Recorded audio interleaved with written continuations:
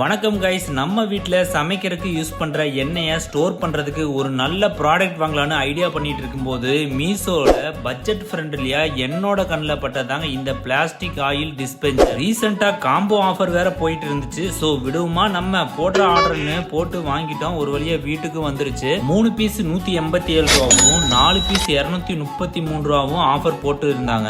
நான் 3 piece order பண்ணியிருந்தேன். ஒரு பாட்டிலில் 1 லிட்டர் குவான்டிட்டியில் நல்ல குவாலிட்டியாகவும் இருந்துச்சு. பட்ஜெட்டுக்கு ஏத்த மாதிரி பாட்டிலோட மூடியில க்ளோஸ் ஓபன் ஆப்ஷன் நல்லா பண்ணிருந்தாங்க.